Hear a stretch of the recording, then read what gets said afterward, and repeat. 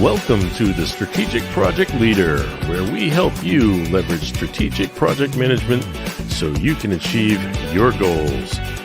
Now, here's your host, Fola Alabi.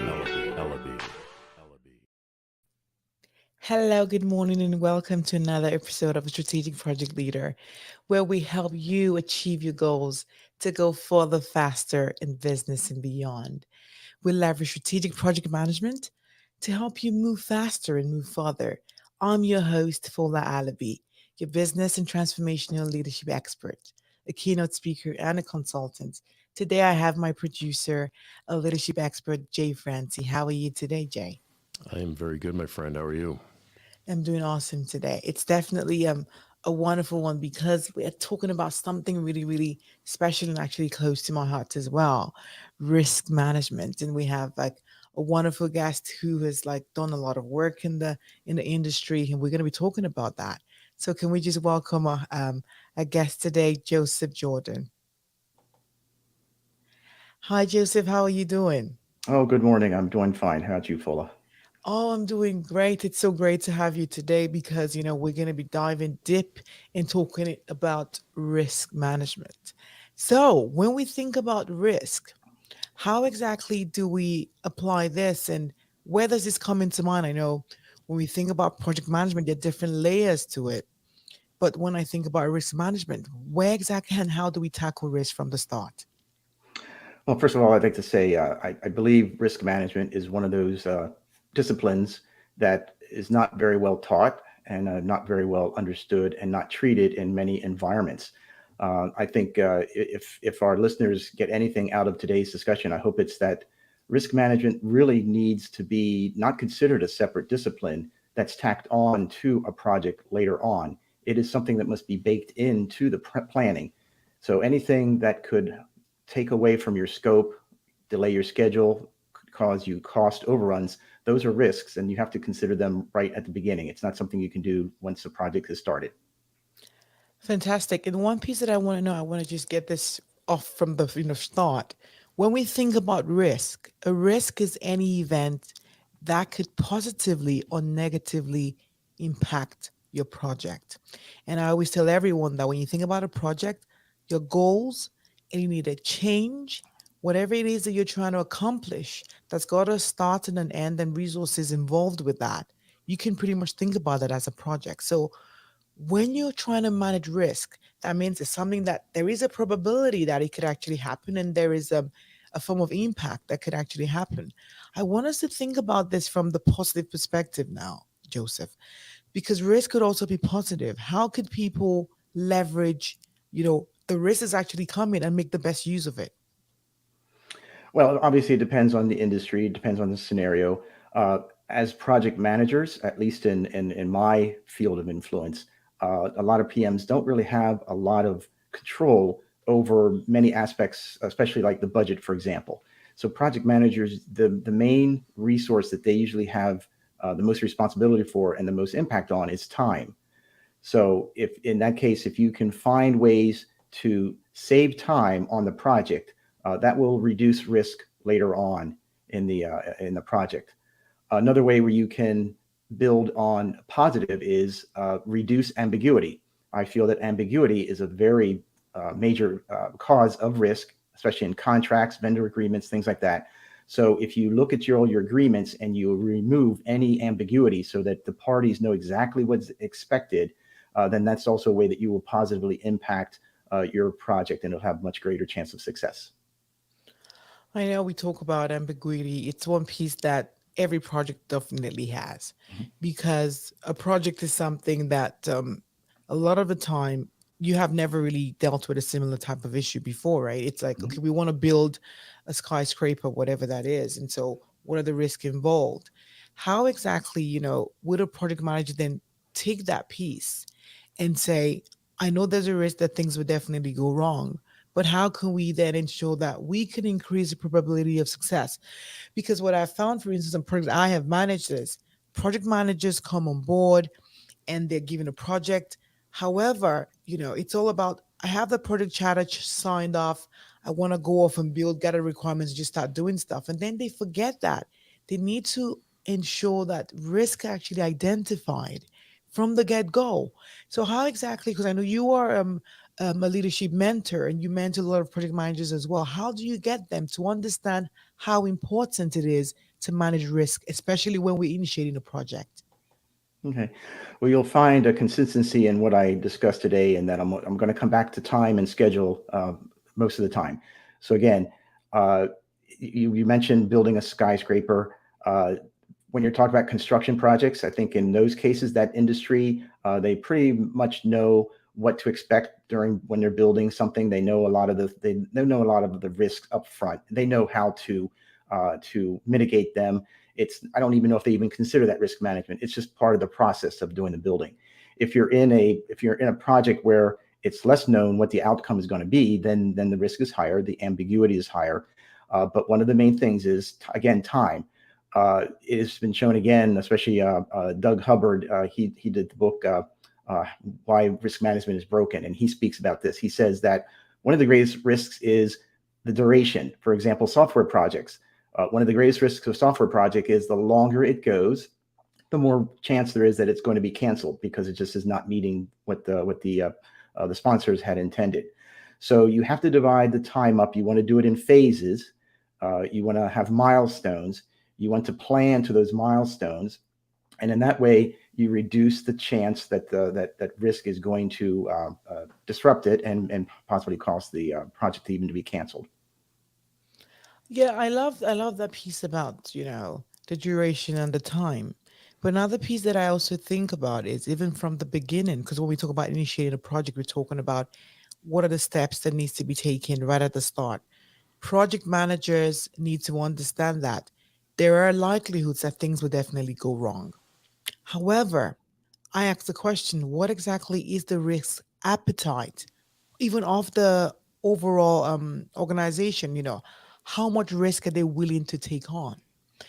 Do you actually sit with your project sponsor to understand, what the risk threshold actually is? Because at times it's a case of, oh yes, there may be a delay. It could delay a project by 15 days or a month or Mhm. whatever that looks like. But ensuring that you sit and have those conversations ahead of time to get to understand the appetite of whatever it is, the threshold that is, so that way you can actually factor that into your schedule, into your planning process, right? And taking that even a step further is documenting that. You know what I mean? So where you can document that, and then everyone is aware to know that this is actually how far we are willing to go. So how exactly do you have these conversations with like a project sponsor, right? At the start of a project, understanding the risk appetite of the actual organization. How do you put that into consideration to create like a plan or managing your schedule? How have you been able to manage that? Well, one of the things that I don't think is effective, for example, is the risk registry. So in other words, listing a list of all the things that could go wrong. That's not really practical. You can't manage all those things. But what you can do is you can find a common cause of what's going to be impacted. For example, if you may not know all the things that could cause you to lose personnel, but you know that if you lose personnel, whether for personal reasons or because they're called away for another project, you know that you're going to have to make that up. You either make that up in delaying the project so that when that person comes back, they can pick up, or you have to find other resources to take over. And of course, when you bring in new resources to take over, it's never going to be with the same efficiency as keeping the previous person who was involved. So these are the types of things you have to say. These are the types of things that can happen to this project. So if I'm given a deadline, I'll have maybe an optimistic estimate of when I think that can be done. And that's like, if everything goes well, this is the date that this could be done. But then I have to consider all these things that could delay it. And I build in the time based on different factors. And that's where some of the simulation type of things can come into play, like Monte Carlo, if your project is big and justifies that. But otherwise, you just take expert estimates on how long it's going to take. And then you go to the project sponsor and say, look, we've determined that there's only a 60% chance that we are going to be able to complete on the date that was originally provided unless we add additional resources. Is it worth it to you to delay it so we can complete within the same budget? Or do you want to apply additional resources, additional costs, so that we can still make the original deadline? I think that's great, especially when we look at the overall feel of managing risk. How I also tackle that is at the beginning of every risk management process, I ensure that there's a risk strategy, right? The approach we're going to be taking, the methodology we're going to be, applying as well, the roles and responsibilities like funding, timing, risk categorization, and then I spoke about the appetite of the stakeholders as well. All of these pieces are major sections and categories that can affect a project. And when we actually tracking and managing, our risk overall on the project, we need to think about, as you spoke about, like a risk of people like leaving the project or whatever that may be, but ensuring that we can rank them.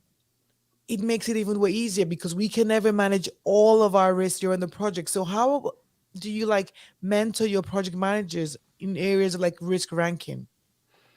Well, again, it depends. This is unique to every project. It depends on the situation. The duration, the anticipated duration, will play a major part.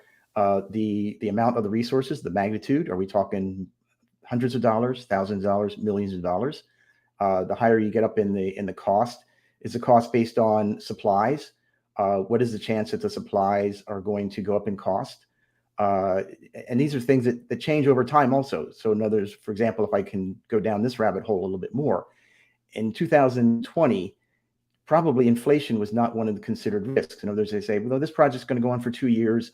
We have quotes for these supplies, and we don't anticipate these supplies going up in cost, and you go on your merry way. Well, now fast forward to 2022, supply chain issues, inflation is now hitting. Inflation is hitting us in a way that it hasn't in decades. So now all of a sudden, that is a major risk. It says, well, we budgeted this amount for these resources, but we think that's going to cost a lot more the further along we go into this project. So again, it comes back to time. Time is a critical factor. Are we going to spend more money now to shorten the duration of the project so that we are less exposed to inflationary problems? Or are we just going to accept that risk and say, well, we're going to just go on expenditure. If it goes up in cost, then we'll have to address that later on. That's up to the project sponsor to decide. It's up to the project manager to give the sponsor all the facts and all the possible ways to address it. I know you already kind of dabbled into the different approaches to managing risk, right? You could accept it, you could transfer it, you can avoid whatever it is, whatever the risk is, you have to determine what steps you need to take. So, when it comes to risk acceptance, Joseph, where you know that, there's something that you've probably tried, you've done the analysis, and you already know that there's really no way you can avoid it. How do you have those conversations, right? At times it's like there is a major risk that, a key technical expert on the project is definitely going to believe in. They got a new opportunity because you can see that coming because it's most likely going to become an issue, right? Because the issue is Mhm. what's currently there. How and maybe it's going to impact your project, maybe by hundreds of thousands of dollars. Having those crucial conversations with your team first, and then obviously making sure your stakeholders are aware of it. What approaches have you like? How do you like, get through that, or do you always ensure that you have a plan? How do you tackle that? Well, the first thing you have to do is you identify these things that you think could go wrong. You have to be practical, again, not categorizing or listing everything that could go wrong, but what the major impact if certain things go wrong. And then you have to realize that there is a cost to mitigation. So as you mentioned, there are different ways to handle risk. You can transfer it, like with insurance. You can mitigate it by dedicating resources or processes to make it less probable that it's going to happen, or you can accept it.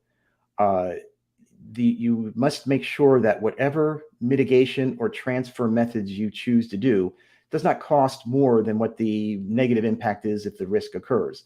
To give a trivial example, you have an old beat up automobile that's only worth a few $100s. You're not going to spend $200 a month on comprehensive insurance to cover it in case you're in an accident. So you wouldn't do that. So that's kind of an exaggerated example, but you must make those that you must do that analysis and then come up with options that you can present to the sponsor and say, look, spend this money. We can save money maybe in the long run. We can maybe reduce the time or at least make the deadline that you're expecting, or accept the fact that it's going to take longer to do. maybe the scope, we won't be able to get some of the features in place unless we spend extra money or extra resources. That's right. I think that the key in this conversation is ensuring that the cost of mitigating a risk doesn't actually, outweigh the actual effect of whatever the issue would have actually been.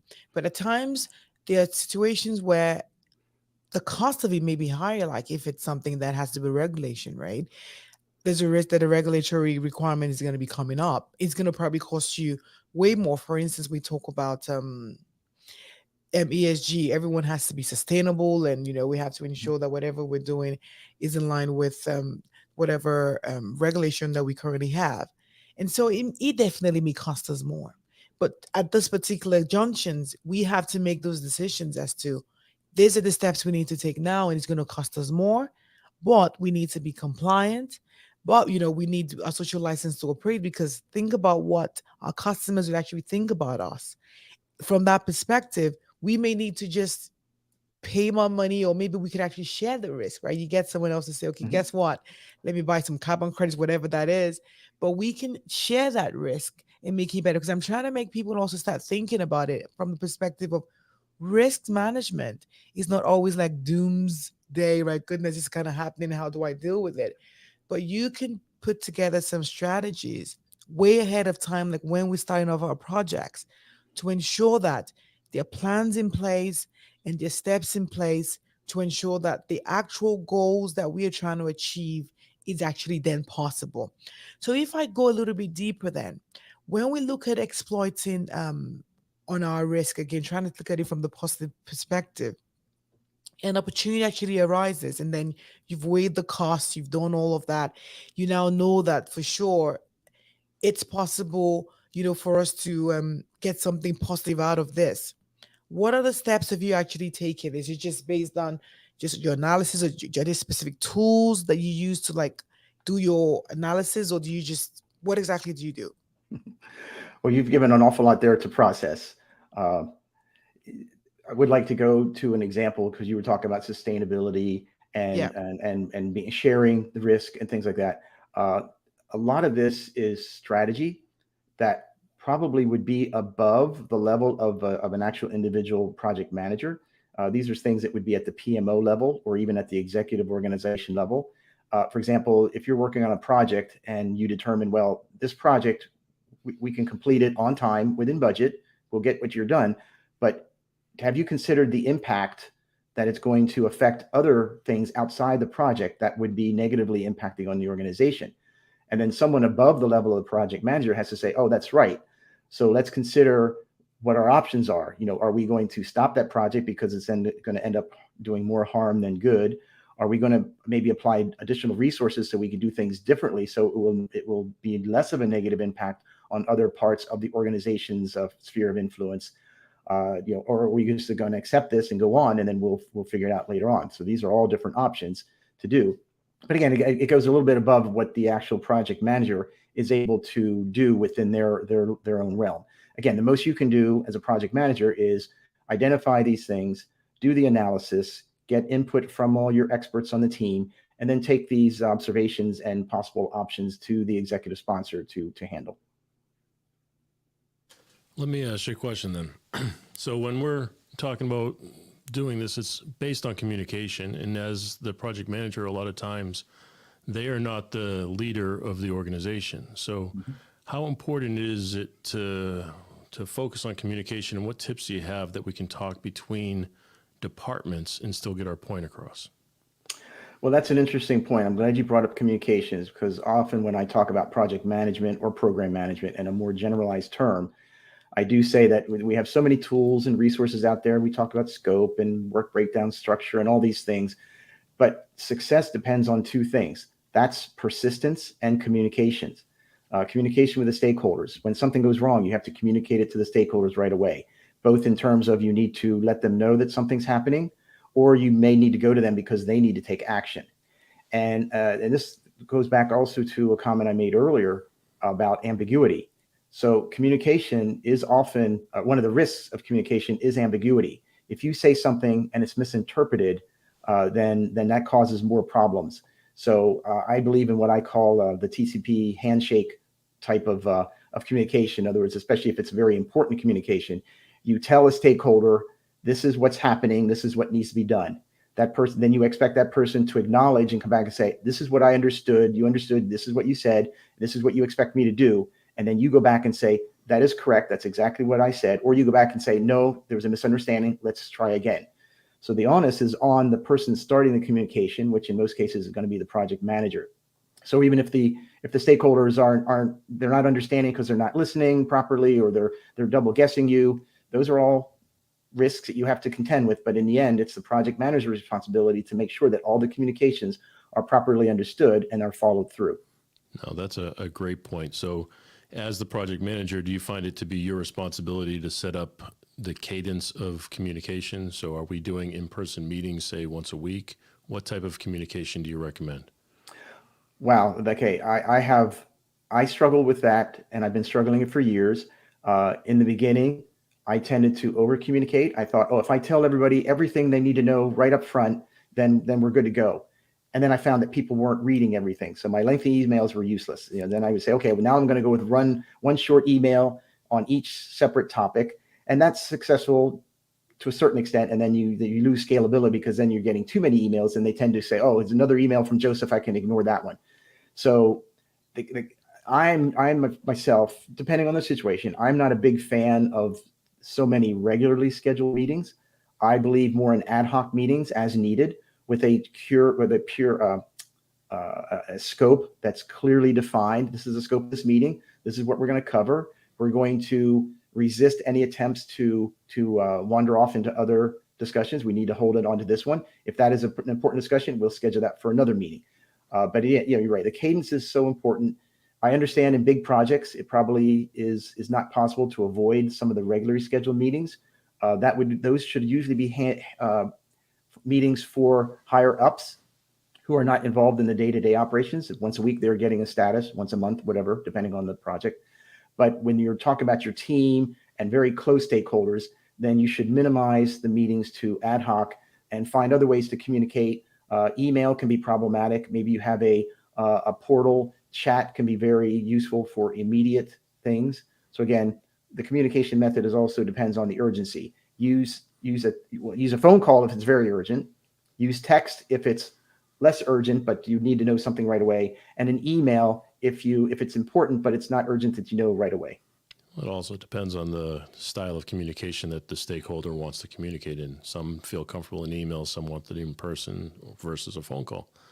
But you're right. Involving the stakeholders is crucial at any stage of a project. So their focus tends to be more on metrics. So how do you work the metrics in a reporting fashion? Okay, again, it depends on the project. Many projects I'm working on, they're like infrastructure type projects. So you can do like a percentage of how much of the infrastructure is in place. They'll want to know the percentage complete at a certain time. They'll want to know what has been done up to that point. They want to know when you think when the date of the next phase is going to be completed, the next milestone, or when the date of the entire project is going to be completed. And then, of course, they're also very interested to know the burn rate of the budget that's there. How much have you burned? The burn rate of the budget is very important, because that will vary through the duration of the project. So you don't want the stakeholders being concerned because you've consumed 25% of the budget in the first few days. You're saying, well, no, we needed to buy these products. We needed to get people on board. So that's where the cost is. It will even out later on and be less costs, and we should be on schedule. So those are the type of things that need to be reported in those communications. I think, Joseph, it's pretty interesting. I know you mentioned, we spoke about the cadence around communicating, and you're of the opinion that, for your teams, ad hoc is a little bit better. But I think I don't know if I would say I kind of disagree though, but because I still feel that over communicating might still be better than under communicating, especially like with your team. Like, I love the idea of just having like stand up meetings. So like every day we just do like a quick check-in, 5 minutes, what's going well, what exactly are the obstacles in your way, and what exactly are the things that we can actually do differently. What are you working on for the day? just pretty quick. We just do that. We have those check-in and we talk, and for sure, we then have the ad hoc communication pieces. Don't you think that, especially with your team, it's crucial to have a regular cadence where the teams kind of come in to talk, because during those meetings, you're going to be identifying issues as well. You're going to be understanding what impediments are currently coming, and even issues as well, and risk. So how exactly do you like, what's the sweet spot now? If you say you kind of do ad hoc, how do you like manage that? Because I find it a little bit challenging, because we have like new PMs who are just starting off. Should they like have regular cadence with your teams, or should they just do it like ad hoc? What's that sweet spot? Well, I think it depends on many things: the size of the effort, the number of people on the team. On a lot of the infrastructure uh, projects that I've been involved in the past and currently, I'm actually kind of involved on a daily basis. I'm in the team chats with them. We send emails back and forth. So having a regularly scheduled meeting would only be a distraction to them, because they'd feel, oh, now I have to drop everything I'm doing so I can do this meeting to update Joseph on things that he already knows. If there are other stakeholders higher up that need to know that, well, then you have to make that sacrifice and say, no, we need to make sure that the higher ups know about this. So we're going to have this weekly meeting. We're going to provide the status. I know there's a lot of talk about Scrum, how Scrum is done for iterative type projects, Yeah. and especially in the software development world, which, by the way, I'm not involved in that type of world, but I follow that industry very closely. Okay. The daily meeting, there's a lot of controversy about the daily meeting. In using the Scrum processes, a daily meeting has a very specific scope. It's for the developers to be able to say, this is what I did yesterday, this is what I'm going to do today, and I need this from different people in order to accomplish that. And it's not so much a status update. It's just a matter of each individual saying what they've accomplished and what they're needed. And sometimes I hear complaints about those daily scrums. They get overblown. They're more than 15 minutes, a half hour. They cut into the time for the developers, and they're just going over the things that don't need to be. So again, it depends on the situation. It depends on the environment. Depends on the maturity of the team, the maturity of the program manager, project manager, as to which communication method is best. Again, I guess flexibility is the key. Flexibility and agility. Yeah, to your point, right? It's every team need has to be assessed to understand what's actually needed. But what I've actually found is there are times where they're like trails of emails. You go in your mailbox, and then that team member has sent a mail, the other person's trying to, reply. Sometimes, I would even say most of the time, just a quick conversation always just makes it easy. Like at the start of the day, like when we kind of know the top things that are currently working, questions can just be fixed. That always works for me within the teams that I have actually worked for.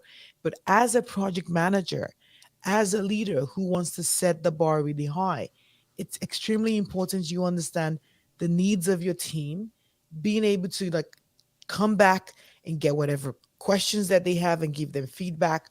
I think that's definitely crucial, assessing that, but ensuring that, it's simple, it's easy, and people can get the results. I think that's definitely key. So let's dive in a little bit quickly. When it comes to like ownership, that's one piece that I have seen to become an issue.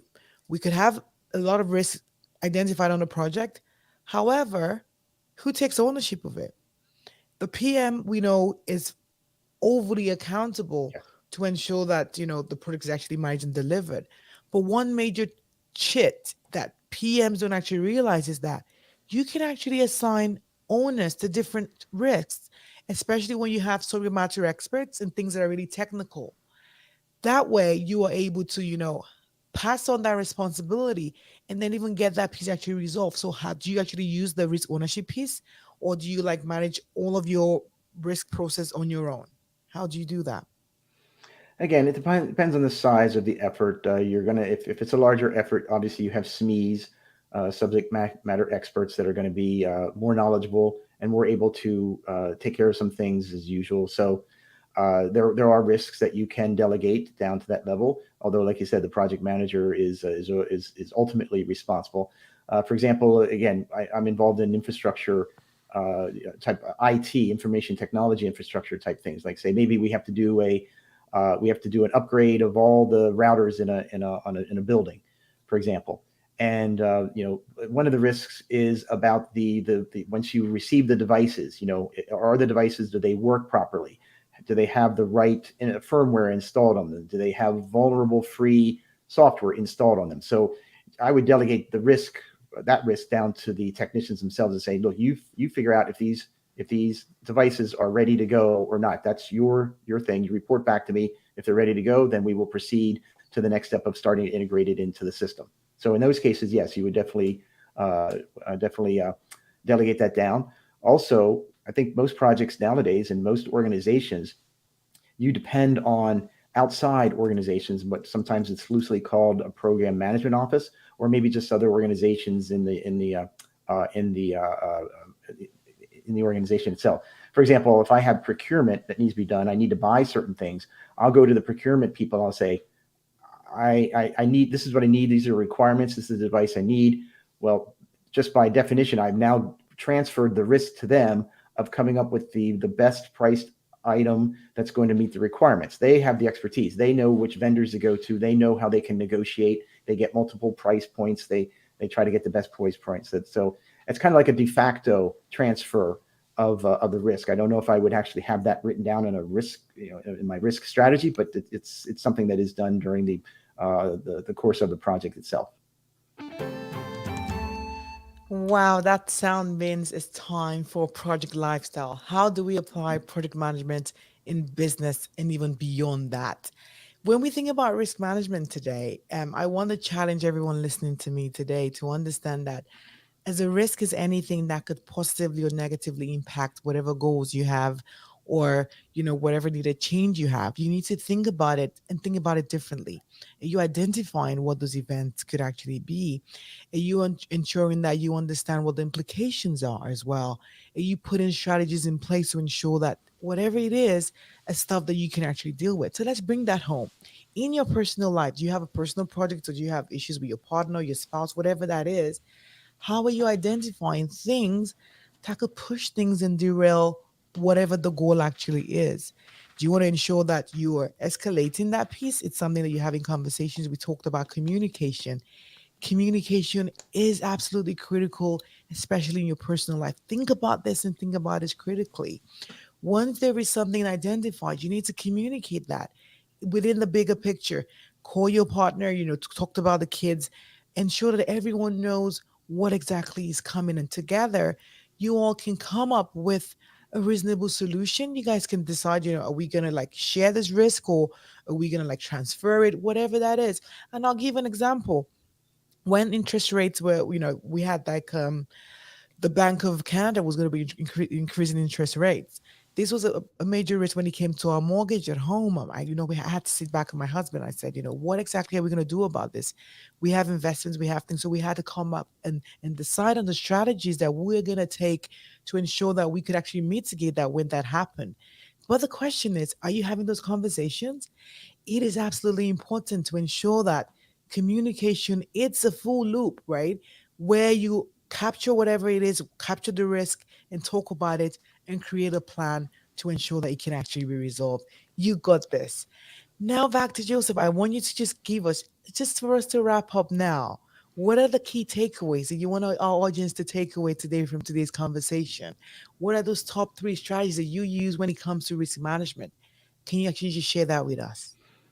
Well, whether it be with your career or, as you said, a lifestyle, at home, projects you're Yeah, doing at home, yeah, it uh, doesn't matter anything. Yes. right? Even no matter what it is, the goal is, again, remember that you're going to identify these risks before you make decisions. Risk management is a decision-making process.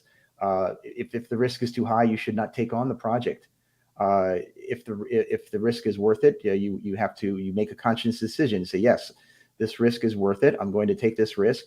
And then you have to say, how much am I going to transfer it for insurance, or how much am I going to fund it myself? There's no right or wrong answer. It's just that you have to identify these and then make a conscious decision that you're going to make that choice. And then you have to manage the choice you made and work with it until such time as you have another decision point that you can change or stay the course. Fantastic. My goodness. Identify it, have those conversations, ensure that you're making the right decision. Someone asked the questions about, can we have some templates, go to sites for risk analysis, especially quantitative and yes, and qualitative analysis. Just before we just wrap up, I'll talk about that quickly. For sure, if you go to strategicprojectleader.com, you can actually get some resources there when it comes to risk management. But a piece that we probably didn't actually really talk about was based on the analysis, right? We could do some quantitative analysis that kind of gives us some numerical value as to this is what this risk is going to cost us. It's going to be $10,000, $20,000, whatever that is. And qualitative pieces just ensuring that when this happens, we could actually lose our customers. The customer experience might actually drop by X. So having those little, those two perspectives helps us come up with a great strategy to actually mitigate that. Thank you so much, Joseph. It's been a great pleasure. I cannot thank you enough. You've made today exciting and a great start to my day as well. For everyone actually watching as well, we want to say thank you so much. Where can we find you? Well, I'm on LinkedIn, Joseph Jordan 60 on LinkedIn, and also you have my blog up there, which is conveniently josephjordan.org, O-R-G. So you can find my Fantastic. blog there and a little bit more about me at that site. Fantastic. And thank you so much for today. And my great producer today, Jay, where can people find you, Jay? You can find me over at jfrenzy.com. Happy to answer any questions or help out wherever I can. Fantastic. Thank you so much, Jay. I just want to say thank you to everyone actually watching me today. You took our time to join us and listen. It's been a great, great pleasure. I want you to always remember that you are your life's project manager and you are the most important project you can ever work on. The life you crave is just one project away. Lead, manage, and make the right decisions because you've got this. If you found the value today, make sure you share, tell a friend. And if you're actually on our YouTube channel, subscribe as well. It's been a great pleasure today, and I cannot wait to see you on the next one. Have yourself a good day. Bye bye.